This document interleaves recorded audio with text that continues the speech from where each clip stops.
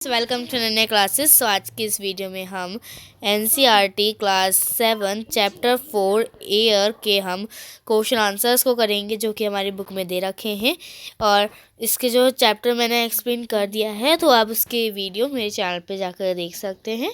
तो चलिए स्टार्ट करते हैं। सो क्वेश्चन 1 है हमारा, answer the following question briefly मतलब कम से कम वर्ड्स में इन क्वेश्चंस के आंसर दीजिए।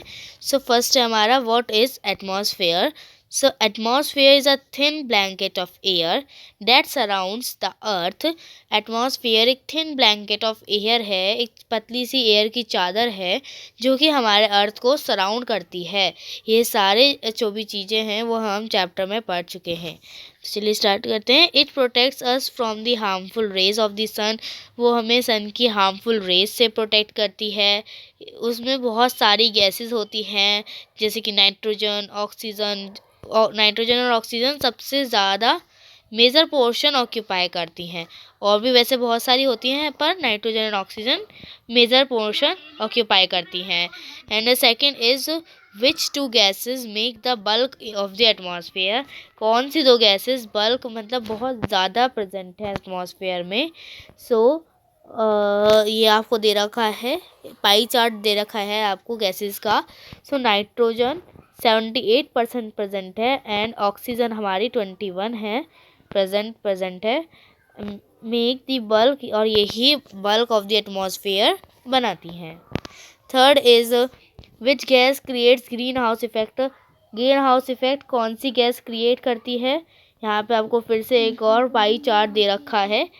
सो कार्बन डाइऑक्साइड किस किस चीज़ों से, कमर्शियल से इतना, रेजिडेंशियल से इतना, एग्रीकल्चर से इतना प्रोड्यूस होता है, इंडस्ट्री से इतना एंड ट्रांसपोर्टेशन से इतना। ये इसमें आपको दिखा रखा है पाई चार्ट में।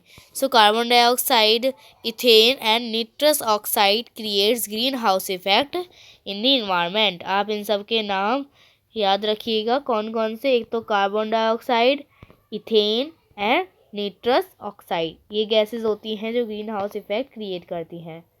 Now what is weather. अब वेदर क्या है। So weather is the are to are day to day condition of the atmosphere. Atmosphere की घंटे में घंटे और दिन में दिन जो बदलता है एटमॉस्फेयर, वेदर, वही उसी को हम वेदर कहते हैं। ओके, उसकी condition are to are and day to day. And third fifth is, name 3 types of rainfall. 3 types की रेनफॉल, ये भी हमने चैप्टर में लास्ट में पढ़ा था, पार्ट 2 में। सो स्टार्ट करते हैं। First is convectional rainfall, orographic rainfall, cyclonic rainfall. Okay, इन सब की डेफिनेशंस भी मैंने अपने चैनल पर डाल रखी हैं। जब चैप्टर समझाया था तो हमने ये भी कवर करी थी। Sixth is, what is air pressure. अब एयर प्रेशर क्या होता है। The pressure exerted by the weight of air on the earth surface is known as air pressure. So what is it, जो प्रेशर, जो बहुत ज़्यादा वेट होता है ना एयर का अर्थ सरफेस के ऊपर, सो उसे हम एयर प्रेशर कहते हैं। यहाँ लो एयर प्रेशर होगा ऊपर की साइड एंड नीचे की साइड हाई एयर प्रेशर होगा।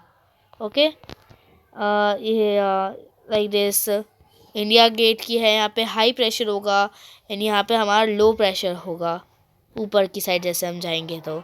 क्वेश्चन 2 है हमारे, टिक द करेक्ट है।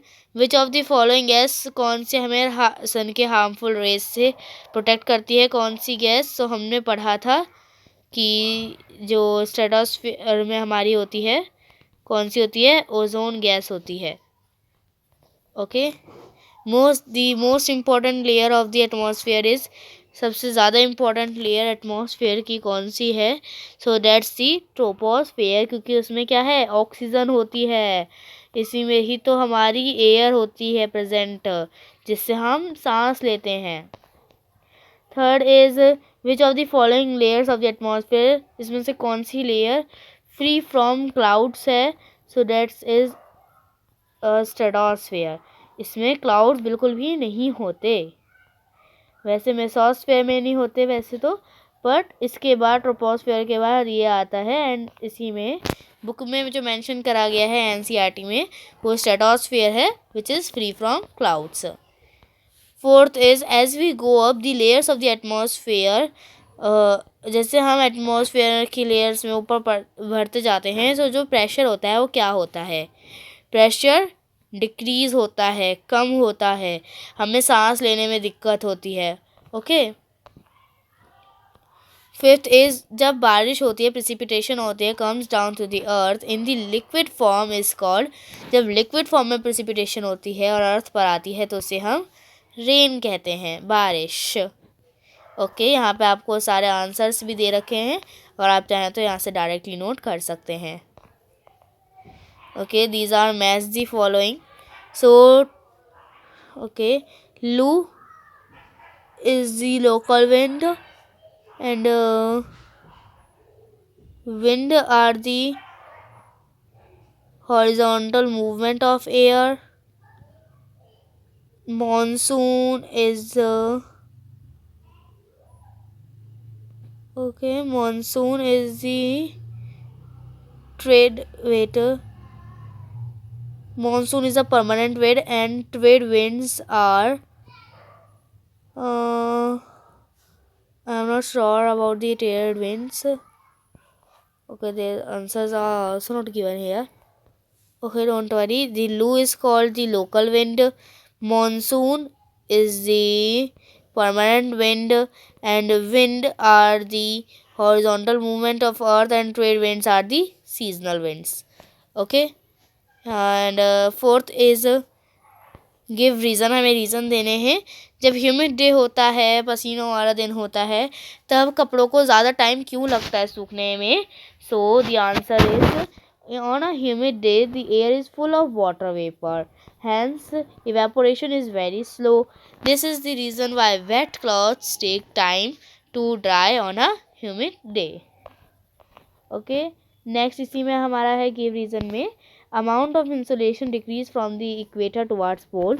इंसुलेशन का अमाउंट डिक्रीज होता है इक्वेटर से पोल्स की तरफ, तो ऐसा क्यों है? So insulation comes through vertical rays on equator, thus it covers up less space but we feel more heat there when it goes up from equator towards poles.